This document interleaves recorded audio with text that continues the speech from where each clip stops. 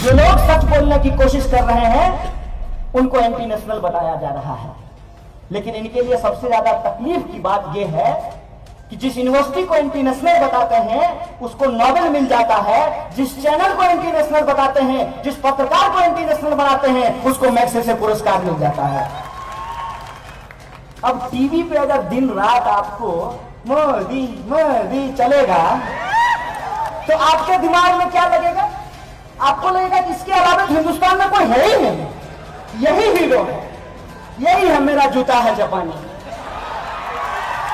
किसी को प्रधानमंत्री चुनना चाहिए। यही हो रहा है नहीं हो रहा है? आपके साथ यही हो रहा है ना। अब दिन रात टीवी पे होगा मोदी मोदी, भोरे गुड मॉर्निंग फैमिली के व्हाट्सएप ग्रुप में मोदी, शाम को जो है गुड नाइट ससुराल के व्हाट्सएप ग्रुप में मोदी, पेट्रोल पंप पे मोदी, टीवी पे मोदी, पान दुकान पे मोदी, ऑफिस में मोदी, तो आपका दिमाग अपने आप कहने लगेगा मोदी मोदी मोदी।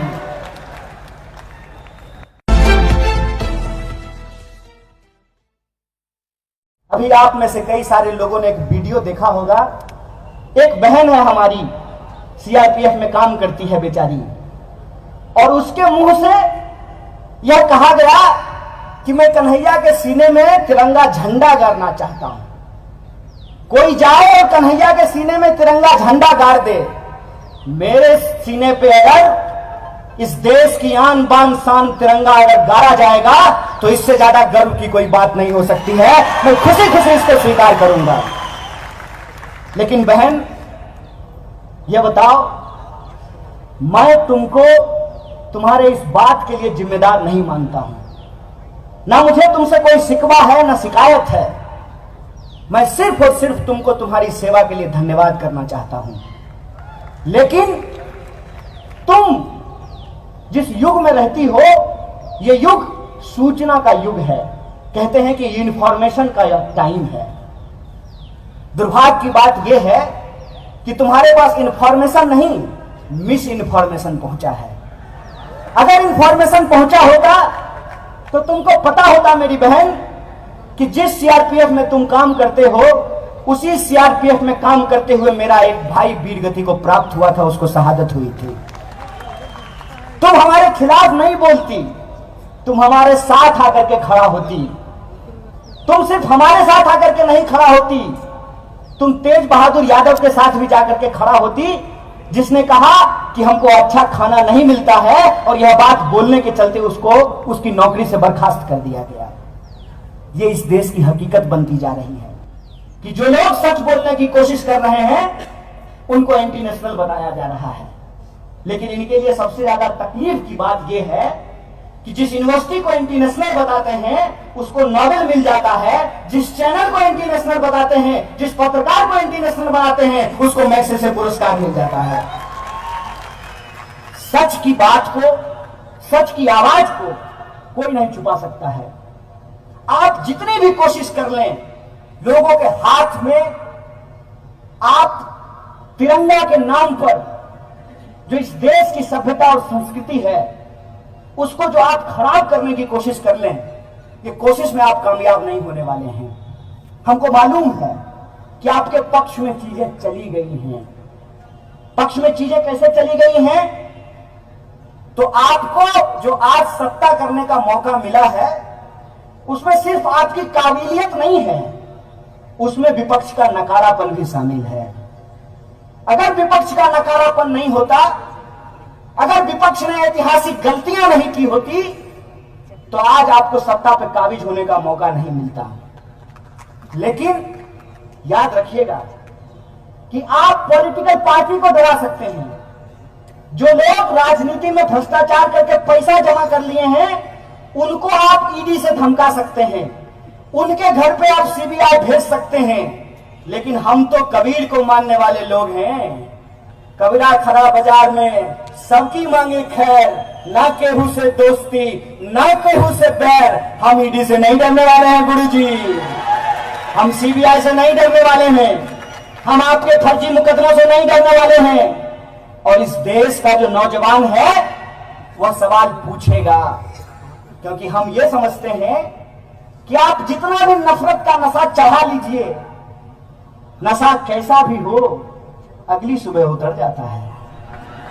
वो सुबह आएगी और इसी देश के नौजवान आपसे सवाल पूछेंगे, जैसे अभी पंजाब और महाराष्ट्र बैंक के लोगों का जो पैसा लूट लिया गया, आज ही एक दुखद खबर आई कि उसमें एक खाता धारक जिसका 80 लाख रुपया जमा था, उसकी मौत हो गई। वो जो खाता धारक हैं, जो बार बार आज आकर के कैमरे के सामने कह रहे हैं कि मोदी जी हम आप ही को वोट दिए थे, हमारा पैसा वापस करा दीजिए, ये आवाज सिर्फ एक जगह से नहीं, हर गांव से, हर घर से निकलने वाली इस बात के लिए आप तैयार रहिए। आज कितनी भी कोशिश कर लीजिए, कितना भी प्रचार आप कर लीजिए, करोड़ों अरबों रुपया आप बर्बाद कर लीजिए, लेकिन आपका सच सामने आएगा। एक मजेदार चीज आपने देखा है, मोदी जी के प्रचार पर करोड़ों रुपया खर्च किया जाता है यह बताने के लिए कि मोदी जी गरीब थे। करोड़ों रुपया खर्च किया जाता है कि मोदी जी गरीब थे। ऐ देश के गरीबों, मोदी जी गरीब थे, तुम गरीब हो, और वो तुम्हारे पैसे से ही तुमको बता रहे हैं कि वो गरीब थे। इस दुष्प्रचार का शिकार मत बनिए, सच से सवाल कीजिए। मोदी जी अगर गरीब थे तो गरीबों के प्रति उनको यदि संवेदना है, अगर वो चाय बेचते थे, यदि उनकी मां मजदूरन थी, तो आज जो मजदूर हैं, आज जो चाय बेचने वाले हैं, आज जो देश के गरीब हैं, उनके लिए आपने क्या किया है? मैं ये पूछना चाहता हूं कि जब आप सरकारी स्कूल कॉलेज के बजट को खत्म कर देते हैं तो किसका बच्चा नहीं पढ़ता है? अमीर का बच्चा को पढ़ने में दिक्कत होता है कि गरीब को बच्चा को पढ़ने में दिक्कत होता है? जब आप रेलवे बेच दीजिएगा तो किसको इधर से उधर जाने में दिक्कत होगी? अमीर को दिक्कत होगी कि गरीब को दिक्कत होगी? गरीब को दिक्कत होगी ना। तो मोदी जी जब आप गरीब थे तो जो गरीब हैं उनके ऊपर अत्याचार क्यों कर रहे हैं? मैं ये सवाल पूछ रहा हूं, यही हमारा सवाल है, यही हमारा प्रश्न है। करोड़ों रुपया प्रचार में खर्च करते हैं, जिधर देखिए उधर तमाशा। बाहर जाएंगे तब तमाशा, देश लौट करके आएंगे तब तमाशा। ऐसा लग रहा है कि जैसे सरकार नहीं चला रहे हैं, तमाशबीनों की टोली बना करके चले हैं। भाई बजाओ ताली, तमाशा चल रहा है। अरे एक काम तो गिनाइए साहब, आप अपने वादे पे खड़ा उतरिए। मैं पहला आदमी होऊंगा जो आपका विरोध नहीं करूंगा। मैं आप कहें तो मैं आपको एफिडेविट बना करके दे देता हूं कि जो बात आप बोलते थे उसमें से आप कुछ बात तो लागू कर दीजिए। मोदी जी के पुराने भाषण को सुनिएगा। मोदी जी कहते थे कि अगर देश में एक मजबूत प्रधानमंत्री होता तो रुपया कभी नीचे नहीं जाता। मन करता था कि बाप रे बाप, ये आदमी कब देश का प्रधानमंत्री बनेगा। और जब प्रधानमंत्री हो गए हैं, रुपया रोज नीचे जा रहा है, तब एक सवाल नहीं बोल रहे हैं कि रुपया क्यों नीचे जा रहा है। जब मुख्यमंत्री थे तो भाषण देते थे कि मैं मर जाऊंगा लेकिन मैं आधार योजना को लागू नहीं होने दूंगा। आए भी, आधार योजना लाए भी और मरे भी नहीं है, एकदम जीता जागता खड़े ही। जब मुख्यमंत्री थे तो कहते थे कि जीएसटी सबसे खराब योजना, इसको कभी नहीं लागू होना चाहिए। अब सरकार में हैं, प्रधानमंत्री हैं, जीएसटी लागू कर दिए हैं और उनको मालूम है कि जीएसटी में गड़बड़ी है। आपको मालूम है, सैकड़ों बार उसमें परिवर्तन किया गया है, सैकड़ों बार। सरकार खुद बजट लेकर के आती है और कहती है कि कॉर्पोरेट टैक्स लगाने से देश को फायदा होगा, इसीलिए हमने कॉर्पोरेट टैक्स लगाया है। और जब मंदी आती है तो चुपचाप जो फाइनेंस मिनिस्टर हैं, चुपचाप कॉर्पोरेट टैक्स को घटा देते हैं, देश को पता नहीं चलता है। अरे अपनी बात पे तो टिके रहते। एक कहावत बार बार कही जा रही है, बार बार एक बात कहावत कही जाती थी कि झूठों की बात पे और घोरों की लात पे कभी भरोसा नहीं करना चाहिए। अब ये झूठों की बात की जगह ये हो गई है कि भाजपा की बात पे और घोड़े की लात पे कभी भरोसा नहीं करना चाहिए। एक बात हमको बता दीजिए जो इन्होंने कहा हो और जिस पे ये टिके हुए हों।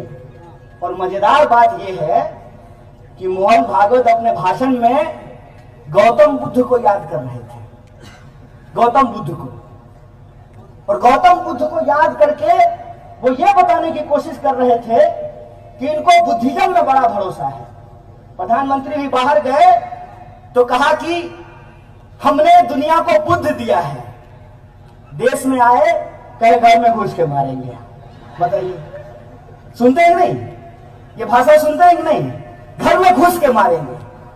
अरे घर में घुस के मारेंगे, इसका बुद्ध से क्या लेना देना है? जो दिन रात युद्ध की बात करता हो उसको बुद्ध कहां से समझ में आएगा? बुद्ध तो कहते थे सत्य और अहिंसा की बात, ये तो करते हैं झूठ और हिंसा की बात। बताइए इनको बुद्ध से क्या लेना देना है? और बुद्ध ने क्या कहा? बुद्ध ने कहा कि सत्य वो नहीं है जो आप बोलते हैं, यहां खड़ा होकर के हम कुछ भी बोलते हैं। सत्य वो है जो हम करते हैं, और इनके करने और बोलने में जमीन आसमान का फर्क है।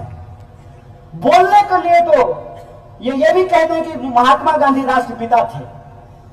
बोलने के लिए तो ये भी करें कि जो है महात्मा गांधी को महान साबित कर दें, लेकिन अपनी शाखाओं में लोगों को सिखाते हैं कि महात्मा गांधी बहुत खराब आदमी था और गोडसे की पूजा करते हैं। तो इनकी कथनी और पानी सरकार को पिलाना है।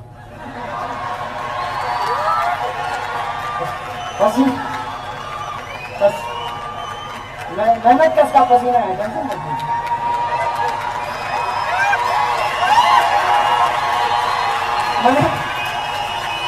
कौन सा हम लोग जो है मतलब एयर कंडीशन में पैदा हुए कि पसीना नहीं निकलेगा?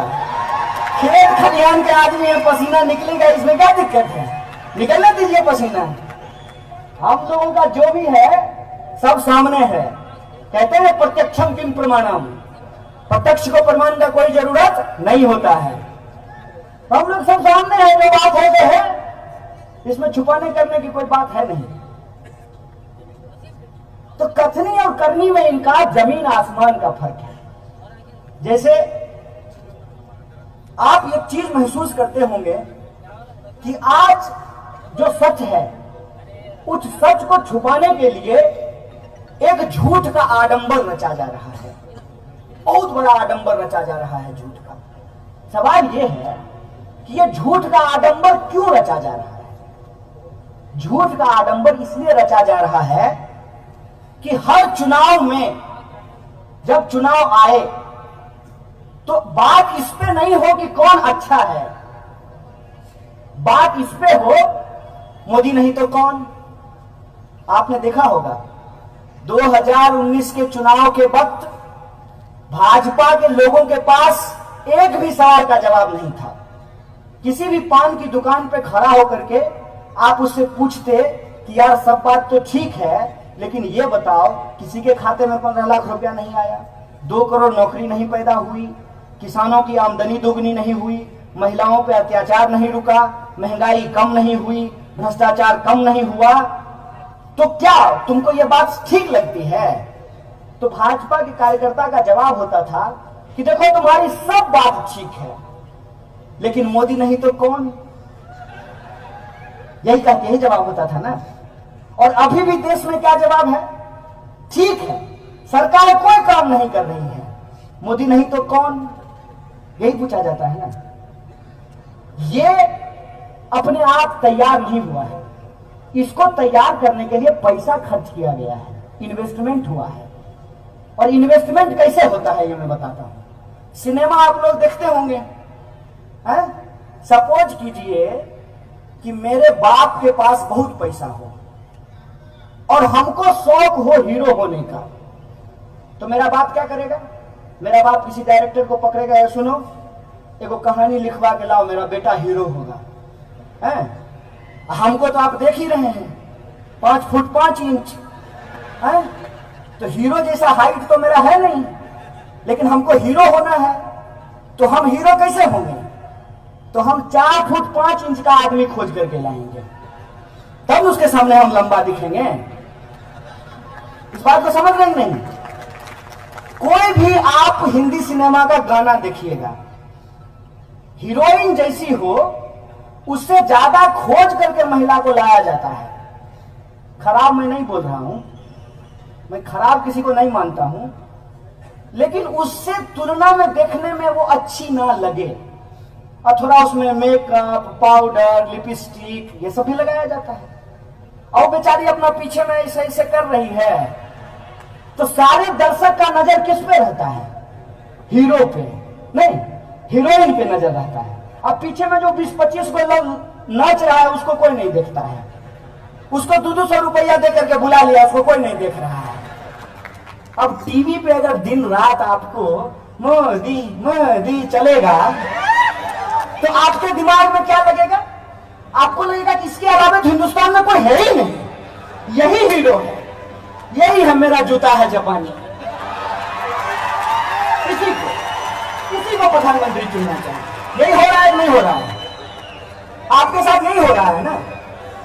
अब दिन रात टीवी पे होगा मोदी मोदी, भोरे गुड मॉर्निंग फैमिली के व्हाट्सएप ग्रुप में मोदी, और शाम को जो है गुड नाइट ससुराल के व्हाट्सएप ग्रुप में मोदी, पेट्रोल पंप पे मोदी, टीवी पे मोदी, पान दुकान पे मोदी, ऑफिस में मोदी। तो आपका दिमाग अपने आप कहने लगेगा मोदी मोदी मोदी।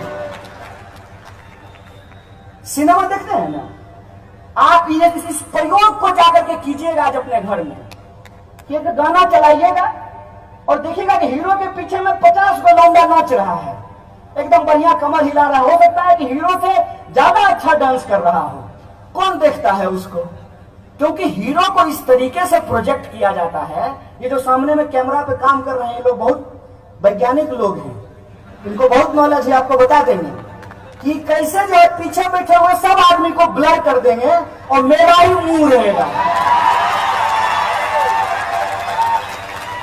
तो आपको अगर ये लग रहा है कि आप प्रधानमंत्री चुन रहे हैं, ऐसा बिल्कुल भी नहीं है।